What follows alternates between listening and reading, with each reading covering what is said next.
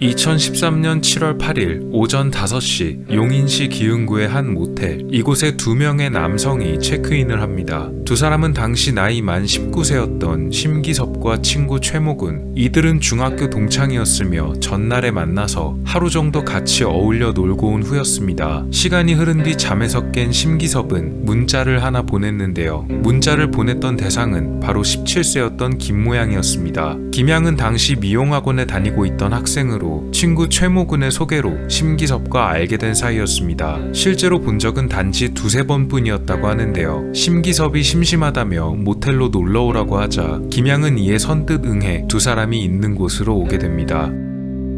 피해자인 김양이 모텔에 도착한 것은 8일 오후 3시 30분경 심기섭과 최군, 김양 세 사람이 모여있을 때는 아무 일도 없었습니다. 그러다 오후 4시쯤 최군이 안과 치료 때문에 병원을 가기 위해 심기섭과 함께 모텔을 나서게 되었습니다. 그런데 최군이 안과에서 치료를 받던 동안 친구 심기섭은 마트에 들러 어떤 물건을 구입했습니다. 그것은 바로 길이 14cm의 큰 공업용 커터칼과 그보다 조금 더 작은 문구용 커터칼이었습니다. 친구 최군은 치료를 받느라 이런 사실에 대해 몰랐던 듯합니다. 두 사람은 다시 김양이 혼자 있는 모텔로 돌아갔고 저녁 7시 24분경 친구 최모군이 여자친구를 만나러 나가자 심기섭이 구입했던 커터칼의 용도가 드러나게 됩니다.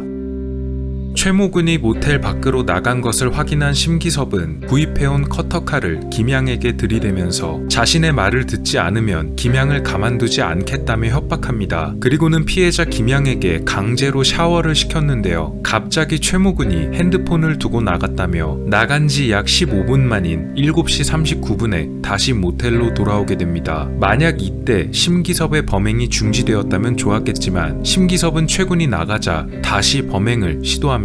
피해자 김양은 7시 46분경에 자신의 핸드폰을 통해 메신저로 친구들에게 자신의 피해 사실에 대해 알렸지만 심기섭은 이를 목격하고 김양의 핸드폰을 강제로 빼앗았습니다. 패닉 상태에 빠진 김양은 소리를 지르며 밖으로 나가려 했지만 심기섭은 그녀의 다리를 걸어 넘어뜨리고는 위에 올라타 손으로 김양의 목을 강하게 졸랐습니다. 결국 피해자는 경부 압박에 의한 질식으로 목숨을 잃게 됩니다.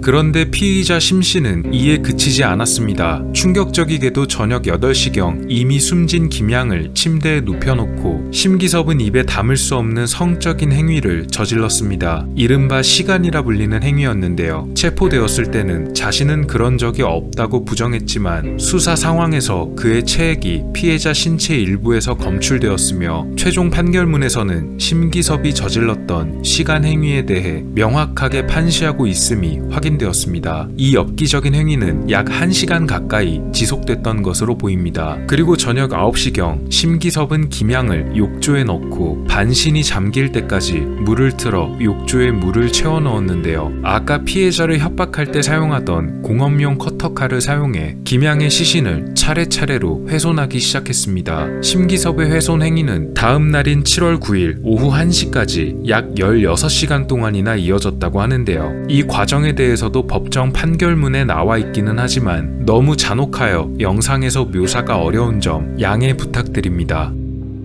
심기섭은 9일 오후 2시 28분경 범행을 모두 끝낸 뒤 남은 김양의 유골을 비롯한 물건을 모두 챙겨서는 모텔에 비치된 세탁물 수거용 천막과 비닐봉지에 담아 넣은 뒤 그대로 들고서는 체크아웃을 했다고 합니다. 너무 담담한 표정으로 체크아웃을 했기 때문에 당시 모텔 직원은 이런 사건이 일어났을 것이라고는 짐작조차 하지 못했다고도 하는데요. 게다가 심기섭은 범행을 저지를 당시 멀쩡한 맨정신이었다고 합니다. 체크아웃 이후 심기섭은 자신이 거주하고 있던 용인시 처인구의 자택으로 돌아와서는 김양의 유해를 컨테이너 박스 옷장에 집어넣어 유기했습니다. 후에 경찰이 찾아낸 김양의 유해는 발견 당시 총 무게가 겨우 15kg밖에 나가지 않을 정도였다고 하니 범인 심기섭이 얼마나 심각하게 훼손을 저질렀는지 알 수 있습니다.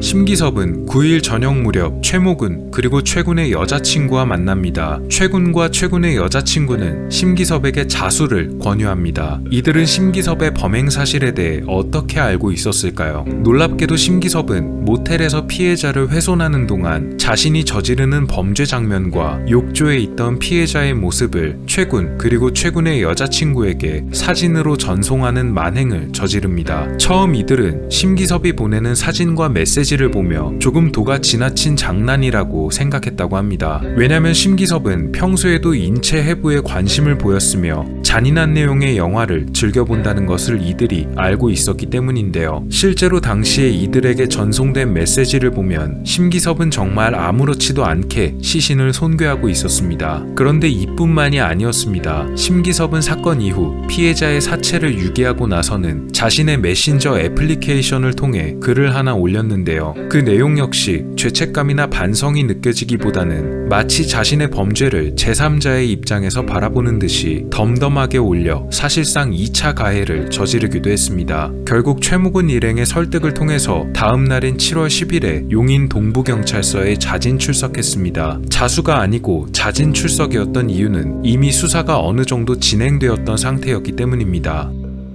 경찰에서 심기섭은 여러 가지 사항을 진술했는데요. 그는 처음에 자신의 목숨을 끊기 위해 칼을 구입했다고 했다가 한 개가 아닌 2개나 구입한 이유가 무엇이었는지 묻자 자신의 말을 다시 번복하기도 했으며 또한 피해자 김양을 자신이 살해한 것이 아니고 오히려 김양이 스스로 목숨을 끊으려는 것을 말리다가 피해자가 숨지게 되는 사고가 일어났다고 말하기도 했습니다. 물론 검찰과 경찰 수사에서 모두 거짓임이 드러났습니다. 게다가 나중에 추가로 더 조사가 진행될수록 심기섭의 범죄는 계획적이었음이 밝혀지게 되는데요. 앞서 말씀드렸듯이 심기섭은 잔인한 영화를 즐겨보거나 인체 해부에 관심이 있다는 것을 말하고 다니기도 하는 등 주변에서 그의 성향에 대해 어느 정도 알고는 있었다고 합니다. 범행 당일에도 피해자 김양이 자신의 문자에 답장하자 김양을 유인해 강제로 추행하고 목숨을 빼앗은 다음 훼손하여 범행을 은폐하기로 마음먹었다고 자백했습니다. 피해자 김양의 부모는 사건 당시 싱가포르에 있었다고 합니다. 사건이 벌어졌다는 이야기를 듣고 귀국했지만 딸이 잔혹하게 살해되었다는 말에 오열했다고 합니다. 그리고 범인 심기섭에게 사형을 선고해달라 탄원했는데요. 2013년에는 심기섭에게 무기징역이 선고되었지만 심기섭은 당시 진술한 내용들 일부를 부정하며 항소를 제기합니다. 그리고 2014년 대법원의 최종 판결로 원심을 그대로 유지하는 무기징역형이 확정되었습니다. 문제는 해당 사건을 판결했던 판결문의 내용 중에 절대적 종신형을 규정하지 않고 있다는 현행 형법 때문에 20년 복역 후에는 가석방 심사가 가능하다라고 명시된 대목입니다. 심기섭의 검거 당시 나이를 생각할 경우 가석방이 되더라도 40대 또는 50대의 나이에 이를 뿐이기에 또 다른 범죄가 일어날 우려를 지울 수가 없다는 점인데요. 실제로 심기섭에게 행해진 정신병질자 선별도구 평가 PCLR이라고도 알려진 이 평가에서는 16점이 나왔습니다. 중간 수준의 위험도로 결코 낮지 않은 점수이며 범죄자 재범 위험성 평가 척도 결과에서는 13점을 받아 재범 위험성이 매우 높은 수준으로 평가되었다고 합니다. 전자발찌 30년 부착을 추가로 판결받았지만 그것만으로는 굉장히 불안한 것이 사실입니다. 그냥 무기징역을 그대로 계속 유지할 수는 없는 것일까요? 무기징역 시리즈 8번째 이야기였습니다. 오늘 미스터리 어떠셨나요? 여러분의 구독과 좋아요의 힘으로 다음에도 재밌는 미스터리로 찾아오겠습니다. 미스터리 큐브였습니다. 감사합니다.